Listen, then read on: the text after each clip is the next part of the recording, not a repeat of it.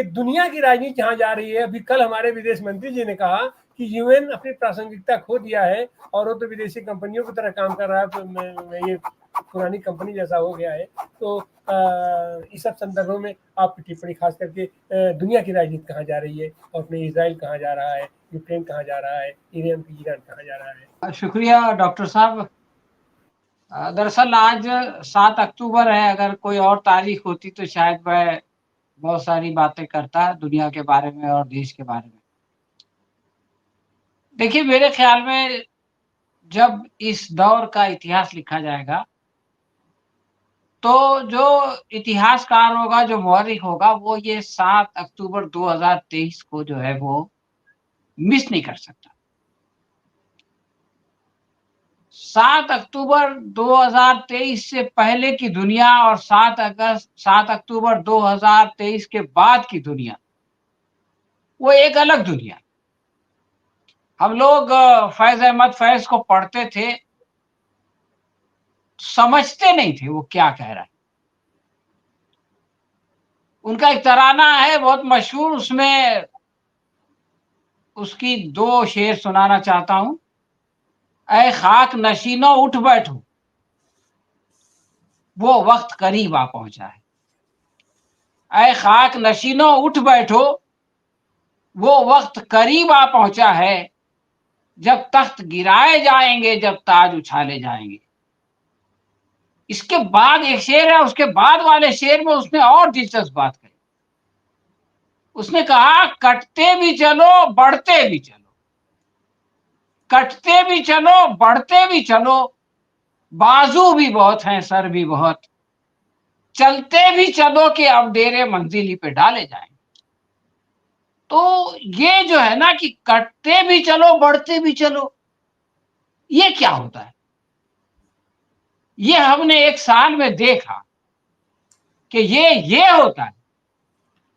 देखिए, दुनिया में आप ये समझ लीजिए कि जैसे हमारे भारत में गोदी मीडिया है, उसका बाप एक जो है वो इंटरनेशनल मीडिया, यानी उसका काम है सफेद को सियाह बना दो, सियाह को सफेद बना दो, इसराइल को मजलूम बना दो, वो लोगों के हुकूक जो है वो कुचलता रहे, लोगों को अपार्थीड बना दे, दीवार खड़ी कर दे, तो उसको कह दो कि भाई वो तो अपने डिफेंस का उसको हक। और उसके जुल्म के खिलाफ कोई आवाज उठाए तो कह दो कि वो तो आतंकवादी है, वो तो दहशतगर्द है। ये नैरेटिव जो है वो 7 अक्टूबर से पहले तक का। और दूसरा नैरेटिव ये था कि इसराइल दुनिया की ऐसी बड़ी ताकत है साहब, उसके पास ऐसा आयरन डोम है कि कोई उसके चिड़िया पर नहीं मार सकती। और ये था कि अगर उसके सामने कोई आएगा तो वो उसको कुचल देगा, मसल देगा, मिनटों में जो है वो खा जाएगा, वो जो है वो उसको कोई हरा नहीं सकता। ये नैरेटिव जो है वो दुनिया में पैदा किया गया, और आप ये समझ लीजिए कि इसको इतने जोर से पेश किया गया कि दुनिया ने इसको मान लिया कि हाँ ऐसा ही होगा। लेकिन 7 अक्टूबर का जो हमला हुआ, उसमें पहली बार पता चला कि लोग जो है वो गजा एक छोटा शहर है, हमारा बंबई में 3 गजा आएंगे। वहां से कुछ लोग आए, वो फौजी कैंप पे उन्होंने हमला किया, पार्टी चल रही थी, वहां से उनको जो है वो उठा के ले गया। ये बात किसी ने कल्पना नहीं की थी कि कोई इसराइल के अंदर आके ये कर सकता है, लेकिन ये हो गया। उसके बाद सबको पता था कि क्या होगा, इसराइल जो है वो गुस्से से पागल हो जाएगा, और वो हुआ। उसने ऐलान किया कि भाई हम जो है वो अब इसको ऐसा सबक सिखाएंगे कि हमास का नाम और निशान मिटा देंगे और अपने कैदियों को छुड़ा के ले जाएंगे। आज 1 साल हो गया है, अपनी ताकत से एक कैदी नहीं छुड़ा पाई, एक कैदी। हमास के खात्मे की बात करने वाले लोग, आज की खबर है कि हमास ने जो है वो इसराइल के बख्तरबंद गाड़ी पे हमला किया। हमास की जो कसाम ब्रिगेड है, अल कसाम, आज भी वो लोग लड़ रहे हैं। और वो लड़ाई सिर्फ गजा में नहीं है, वो लड़ाई जो है वेस्ट बैंक में भी आ गई। तो आप ये समझते हैं कि आप ताकत के जोर से लोगों को डरा देंगे। आपने जो है वो 48,000 लोगों को मार दिया, 41,000 लोगों को, तो लोग डर के बैठ जाएंगे, आपके सामने हाथ जोड़ के खड़े हो जाएंगे। हर 55 में से एक आदमी को मार। 69% ये जो शहीद होने वाले लोग हैं, इनके अंदर बच्चे और औरतें हैं। 69% वो आतंकवादी है, वो फौजी है, वो लड़ने वाले हैं। तो ये जो इमेज था कि इसराइल दुनिया का सबसे सिविलाइज्ड कंट्री है, उससे ज्यादा तो सुसंस्कृत को है ही नहीं, उसके यहाँ दुनिया की सबसे बड़ी, सबसे स्मार्ट जो है वो डेमोक्रेसी है, लोकतंत्र है, वो सबको तो खत्म कर दिया। आज आप ये देखिए कि वो 4-5 लोग जो यूनाइटेड नेशन में बैठे हैं, संयुक्त राष्ट्र में, जो इसराइल की हिमायत कर रहे हैं, उसके अलावा पूरा सारी दुनिया की ओपिनियन बदल गई है। वो नैरेटिव खत्म हो गया। वो लोग डरे नहीं।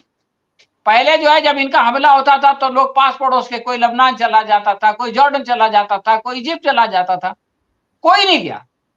नॉर्थ से साउथ में गए, साउथ से नॉर्थ में गए, लेकिन अपनी जगह जमे रहे। और उन्होंने एक बार भी ये नहीं कहा कि हमारी लीडरशिप ने, हमारे हमास ने, अस्साम ने कोई गलती। उन्होंने कहा कि उन्होंने वो आजादी के लिए लड़ रहे हैं और हम उनके साथ। तो दोस्तों, ये दुनिया में ना एक तारीख लिख दिया, आप समझ लीजिए कि लोग कैसे लड़ते हैं, लोग कैसे कुर्बानी देते हैं, और वो जो बड़ा मकसद होता है, जो बड़ा संघर्ष होता है, उसकी कीमत क्या है। इसराइल ने जो है वो लबनान पे हमला कर दिया, और अभी पिछले हफ्ते की खबर थी, हम लोग इस प्रोग्राम में डिस्कस कर रहे थे कि इसराइल की फौजें बॉर्डर पे आके खड़ी हो गई, अब लबनान को गाजा बना देंगे। कहां है वो फौज? आपने हसन नसरुल्लाह को शहीद कर दिया और ये सोचा कि वो नहीं रहेंगे तो जो है वो हिजबुल्लाह खत्म हो जाएगी और हम लबनान में घुस जाएंगे। देखिए, जो जो लड़ने वाले होते हैं, कमांडर आते हैं जाते हैं, लड़ने वालों में से कमांडर निकलते हैं। हसन नसरुल्लाह के जाने से कोई फर्क नहीं पड़ा, रोक दिया हिजबुल्लाह ने, जो है वो उनको सरहद, 2000 लोग शहीद हुए, अलग बात है, लेकिन ये कि इसराइल की फौज को लबनान में घुसने नहीं दिया। ऊपर से लबनान, नीचे से हौती कौन है, उन्होंने जो है वो इंटरसेप्ट किया। इसराइल को उनकी मदद के लिए अमेरिका को आना पड़ा। अमेरिका ने अपने बहरी बेड़े से जो वो छोड़े, उनको जो है उन्होंने इंटरसेप्ट किया पहली बार, और उन्होंने इसराइल पे आके तल अवीव में आके हमला किया।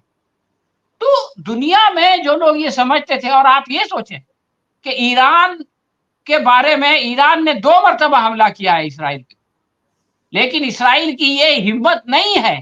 ठीक है, आपने इस्माइल हनिया को जो है उनके यहाँ शहीद कर दिया, लेकिन वापस रिटेलिएट करने की हिम्मत जो है वो आज तक इसराइल जुटा नहीं पाया। तो ये समझा जाता था कि अमेरिका के बलबूते पर इसराइल जो चाहे कर लेगा, तो वो तो मामला खत्म हो गया दुनिया में। आखिर में मैं फिर एक बार फैज के 2 अशार सुन कह के अपनी बात खत्म करना चाहता हूं। उन लोगों के लिए जो कि अपनी आजादी के लिए लड़ रहे हैं, कुर्बानी दे रहे हैं, और उन लोगों के लिए जो कि उन लड़ने वालों के साथ शाना बचाना खड़े। फैज कहता है, यूं ही हमेशा उलझती रही है जुल्म से खल्क, खल्क यानी जनता, यूं ही हमेशा उलझती रही है जुल्म से खल्क, न उनकी रस्म नहीं है, न अपनी रीत नहीं। ये कोई पहली बार नहीं हो रहा है। यूं ही हमेशा खिलाए हमने आग में फूल, यूं ही हमेशा खिलाए हैं हमने आग में फूल, न उनकी हार नहीं है, न उनकी जीत नहीं। ये संघर्ष अभी खत्म नहीं हुआ है, ये संघर्ष अभी चल रहा है, लेकिन मुझको ना यकीन है, अपनी जीत नहीं, ना उनकी हार नहीं है, ना अपनी जीत नहीं, अपनी जीत नहीं। जी हाँ, हाँ। तो ये संघर्ष अभी चल रहा है। अभी मैं वो कार्डिनल जो ईसाइयों के सबसे बड़े वो है पोप, उनका बयान पढ़ रहा था। अभी मैं उनका वो देख रहा था वीडियो, जो अमेरिका के पुराने प्रेसिडेंट है 100 साल की उम्र के। अब देखिए उनकी राय बदल गई। तो मैं ये कह रहा हूं कि ये संघर्ष अब जारी है, और ये संघर्ष जो है उस जीत पे खत्म होगा कि जो है उन लोगों के लिए लिखी हुई है जो लड़ने वाले हैं। बहुत बहुत शुक्रिया। बहुत बहुत धन्यवाद सलीम साहब। न उनकी हार नहीं है, न अपनी जीत नहीं। सलीम साहब।